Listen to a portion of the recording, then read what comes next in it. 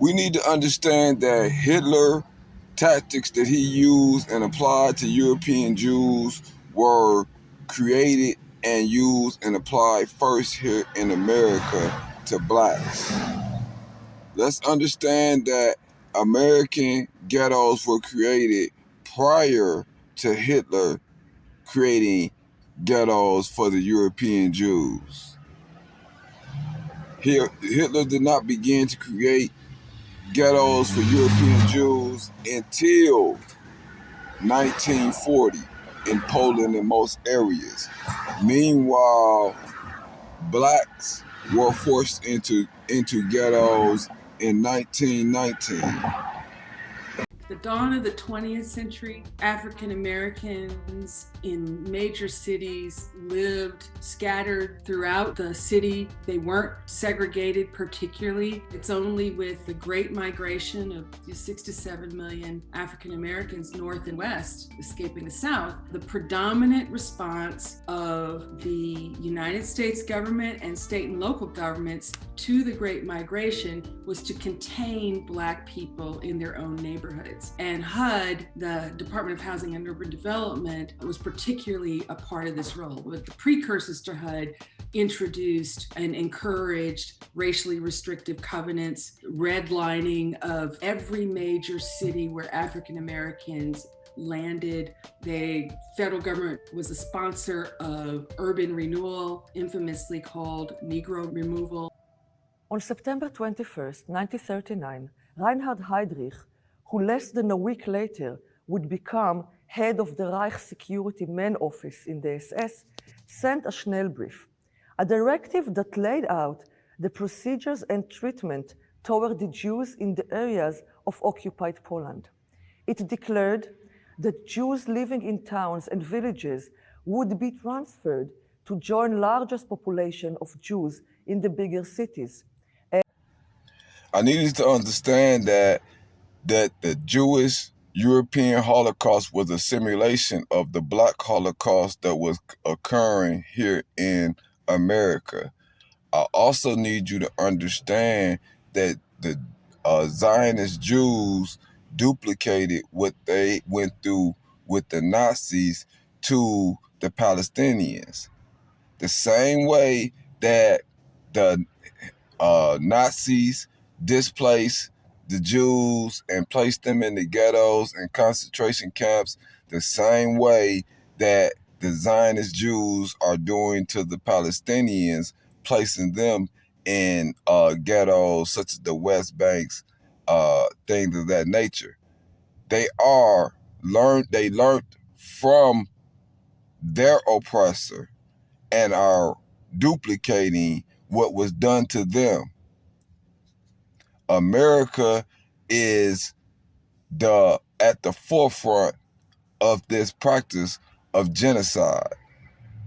Human Rights Watch claims that Israeli policies towards Palestinians constitute crimes of apartheid and persecution. Among the examples cited, restrictions on movement, land confiscation for Jewish settlements, and denial of residency rights. The report's findings apply to Palestinians living in the West Bank, Gaza, and Israel. The Israeli government today rules primarily over the area between the Jordan River and the Mediterranean Sea, where two groups of roughly equal size live. Across these areas, the Israeli government methodically privileges Jewish Israelis, governing them under a single system of laws and privileges, while at the same time systematically repressing Palestinians at various degrees of intensity based on where they live. The reality for millions of Palestinians is apartheid and persecution. So you need to understand that European Jewish Holocaust was a simulation of the Black Holocaust that we suffered here in America. The difference is our Holocaust is ongoing. Urban renewal, which means moving the Negroes out. It means Negro removal. That is what it means. And the federal government is an accomplice to this fact. That so-called urban renewal also included a federally sponsored interstate highway system, which was intentionally designed to mow through vibrant Black neighborhoods. Take Miami, for example. Two highways, I-95 and I-395, bulldoze right through the predominantly Black and low-income Overtown neighborhood, previously called Colored Town during segregation. The Department of Housing and Urban Development and the federal government writ large in the first 7 decades of the 20th century invested billions of dollars in racial segregation and concentrated poverty. Each time by establishing the ghettos. They gathered a large number of Jews together under condition of severe overcrowding and close supervision, deprived them of their property, exploited their labor, isolated them from the rest of the world, made them vulnerable and unprepared at critical moments, and incited the local population against the Jews. I hope this helped you understand the overcriminalization of Black people.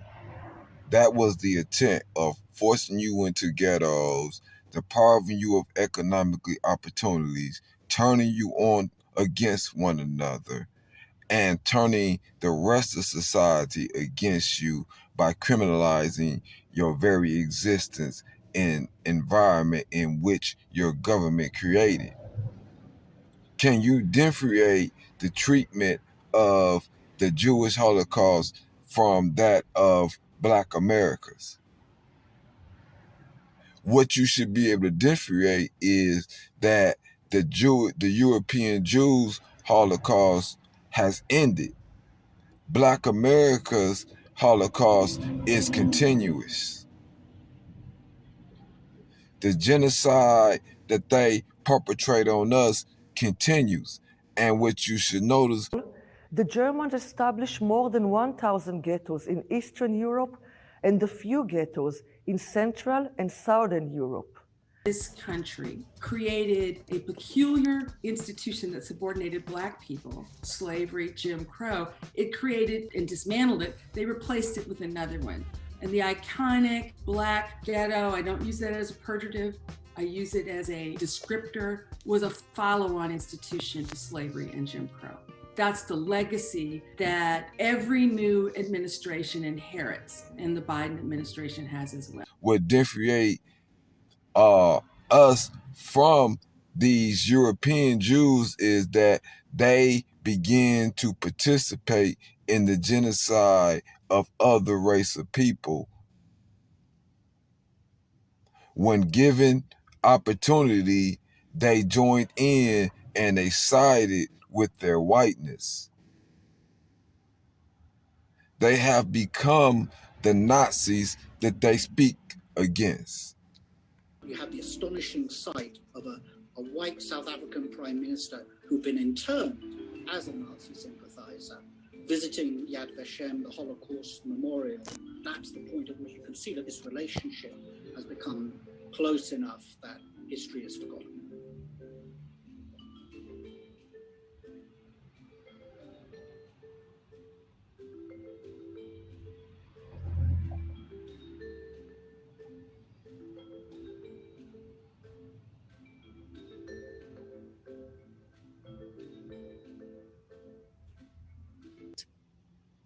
President of Israel about that letter and about that relationship, and he just dismissed it.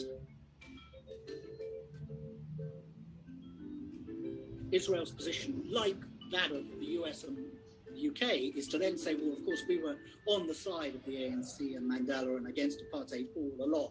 And as a quick rewriting of history, the Palestinian cause was the ANC's cause.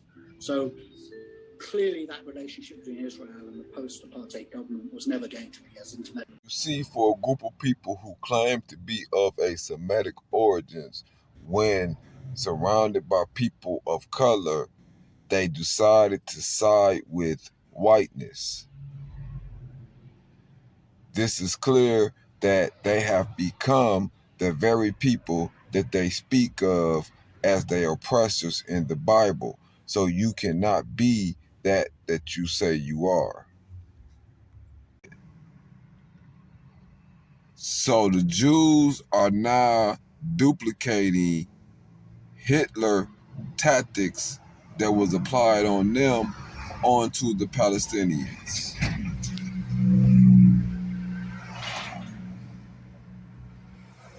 I need us to understand that Israel is an unjust nation, not because there's no need for Hebrew Israelites to be there, but because they are not the Hebrew Israelites and because they lack any spirituality.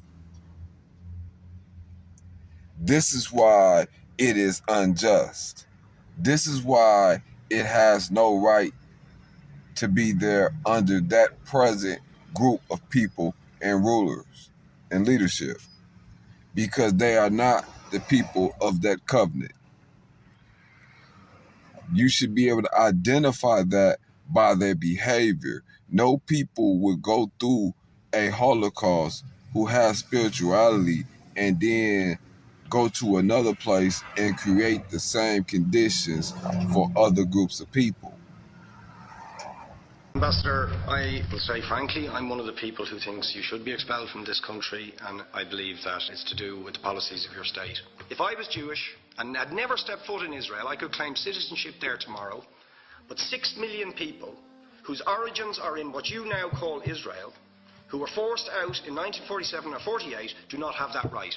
Isn't that part of the reason why the Palestinians are in dispute with Israelis? Because you deny them the right to return to their homes and to their land and to their villages, and that they have a legitimate claim, even under international law, to return, but you deny them that right. Why do you deny them that right? And why do you give that right to other people who have no connection whatsoever with the land, whether you call it Israel or whether you call it Palestine? Why do you continue? Today, I'm directing the Department of Housing and Urban Affairs and Urban Development to redress the historical racism in federal housing policies. This executive order is just one of 4 signed by President Biden, designed to address racial equity in the United States. And while this progress is a step in the right direction, there's still a lot of harm to undo. Segregation started coming down after the passage of the Fair Housing Act of 1968, which actually only got passed in the wake of Dr. Martin Luther King's assassination. In 1980, 8 out of 10 Black people would have had to move in order to be evenly integrated within metropolitan areas. Half of Black people who live in metropolitan areas still live in neighborhoods of high segregation. So we've had modest improvement, but segregation persists. And economic segregation has spiked since 1970.